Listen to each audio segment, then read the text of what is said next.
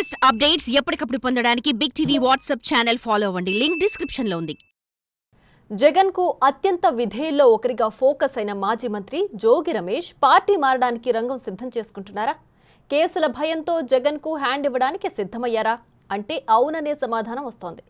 తాజాగా జోగి రమేష్ కూటమి నేతలతో కలిసి ఒకే జీపెక్కి ర్యాలీలో పాల్గొని అందరికీ షాక్ ఇచ్చారు. గౌత లచ్చన్న విగ్రహావిష్కరణ కార్యక్రమంలో జోగి రమేష్ పాల్గొనడాన్ని రాజకీయంగా చూడొద్దని ఆయన సన్నిహితులు అంటున్నారు. అయితే అధికారంలో ఉన్నప్పుడు చంద్రబాబు ఇంటిపై దాడికి తెగబడ్డ ఆయన ఇప్పుడు టీడీపీ నేతలతో అంటకాగడం హాట్ టాపిక్ గా మారింది.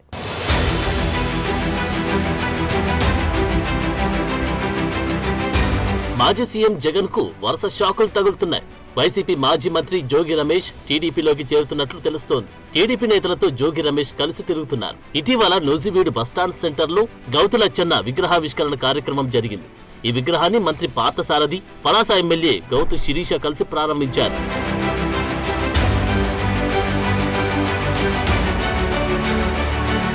జోగి రమేష్ ఆ కార్యక్రమానికి హాజరు కావడంతో పాటు వారితో కలిసి ఊరు మొత్తం ర్యాలీగా తిరిగారు. గత కొంతకాలం నుంచి వైసీపీ పార్టీలో అతను యాక్టివ్ గా లేరు. జోగి రమేష్ తనకు అత్యంత సన్నిహితుడు. ఇప్పుడు వైసీపీ పార్టీలో యాక్టివ్ గా లేకుండా టీడీపీ నేతలతో తిరుగుతుంటే పార్టీ మారడం ఖాయమని భావిస్తున్నారు. త్వరలో జోగి రమేష్ టీడీపీలో చేరుతారనే వార్తలు కూడా వినిపిస్తున్నాయి.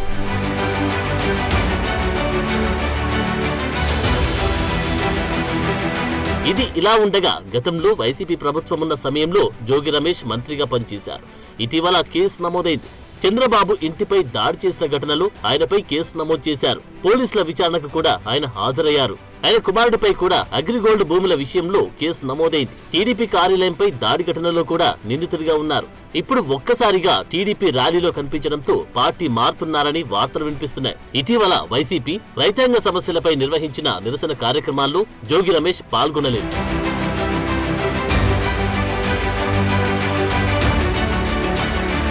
పెడన ఎమ్మెల్యేగా గెలిచిన వైసీపీ ప్రభుత్వంలో మంత్రిగా పనిచేసిన జోగి రమేష్ గత ఎన్నికల్లో పెనమలూరు నుంచి పోటీ చేసి ఓడిపోయారు. ఇటీవల మైలవరం వైసీపీ ఇన్ఛార్జిగా జోగి రమేష్ ను జగన్ ప్రకటించారు. అయితే మైలవరం నియోజకవర్గంలో పార్టీ పరంగా ఆయన యాక్టివ్ గా లేరు. వైసీపీ నేతలతో టచ్ లో లేరని ఆయన సన్నిహితులు అంటున్నారు. కేసులను తప్పించుకునేందుకు జోగి రమేష్ పార్టీ మారడానికి ground prepare చేసుకుంటున్నారంటున్నారు.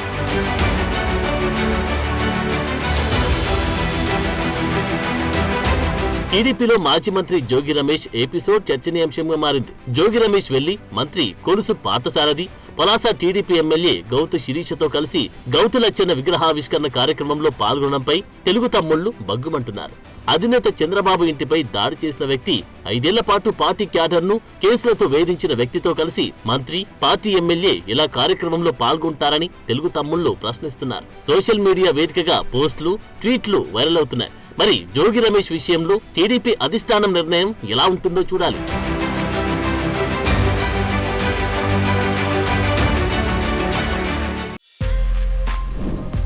For more videos like this, subscribe Big TV channel.